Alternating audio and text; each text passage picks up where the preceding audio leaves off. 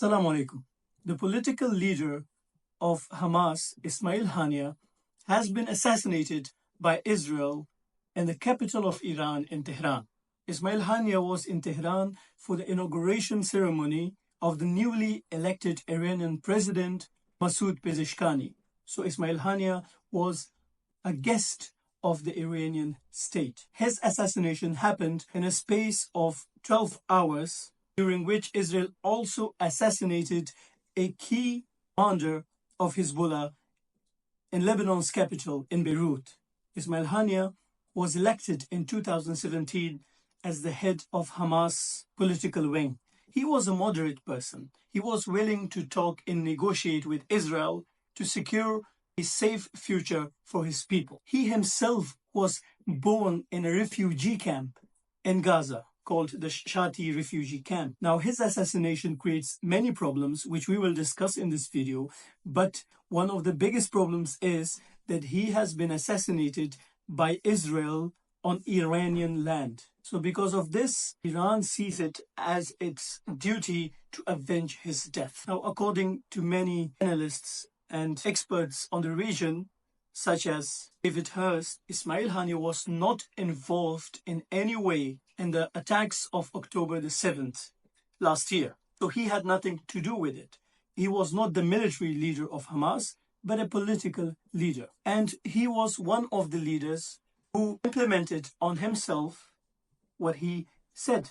He had lost 3 of his sons and 4 of his grandchildren, including 60 family members, during the ongoing genocide of Israel in Gaza. And despite his personal losses, he stated in an interview with Al Jazeera that his personal losses would not affect the negotiations, meaning that he would not take it personal. His priority was the safety and security of his people. Now, he has been assassinated by Israel, but he was playing a crucial role in the negotiations. And this is seen by many analysts and experts and people around the world as Israel's unwillingness to start negotiations. Because why would you assassinate a key figure who is talking with you to secure a ceasefire? Why would you do that? Of course, everyone blames Israel, and the United States denies any kind of involvement in this assassination attempt. On the other side, Iran has announced 3 days of mourning, and Haniyeh will be buried in Qatar, in Doha. Now, this assassination on the Iranian soil puts the newly elected Iranian president in a very difficult position, because many were hoping that he would improve Iran's ties with the West. But now Israel has attacked Iran and killed someone, a state guest, on the Iranian soil. So Iran has very limited choices. If they want to show that they are tough, they have to retaliate. They have to react. But if they don't react, Iran would be seen as a weak entity in the region. And the Iranian Revolutionary Guard has promised a harsh and severe response for this attack. Maybe Pezeshkian was hoping to improve ties with the West, but in Iranian supreme leader's view, the key allies of Iran are China and Russia.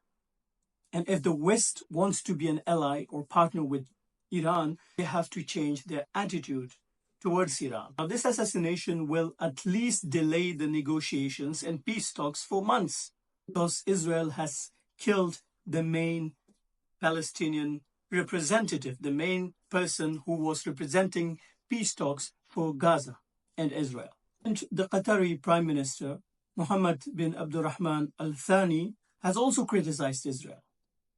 He said in a statement that how can negotiations proceed when Israel has killed the main person with whom they were negotiating?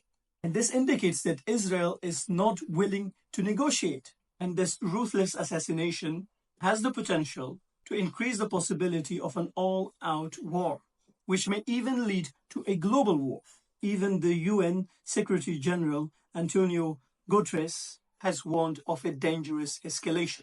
And many are blaming Israel for launching this attack because Netanyahu, from the beginning, wanted to sabotage any peace talks. And after this assassination, Hamas has said that the only way to deal with Israel is through resistance and bloodshed. Netanyahu, as you may remember, was recently on a tour to the United States.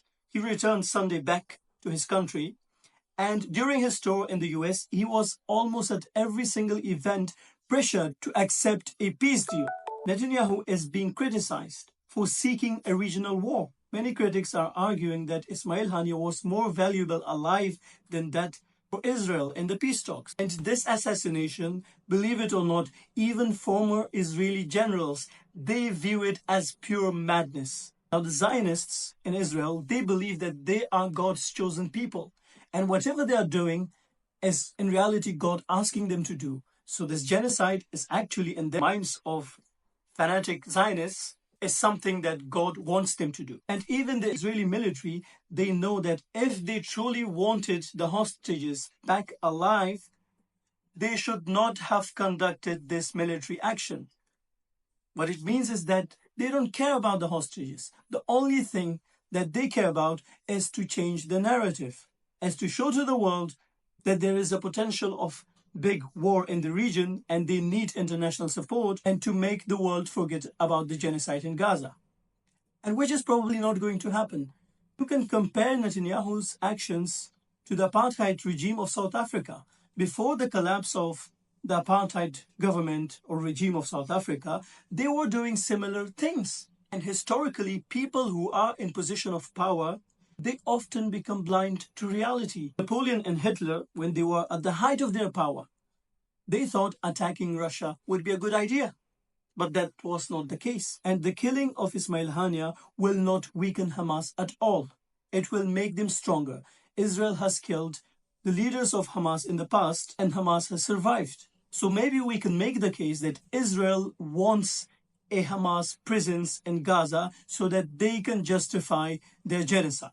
Now, given the dangerous escalation in the Middle East, what do you think is the best way in which the Muslim world, especially the Muslim leaders, can respond? And what role can the international community play to prevent a larger regional conflict, which Netanyahu is more than willing to start?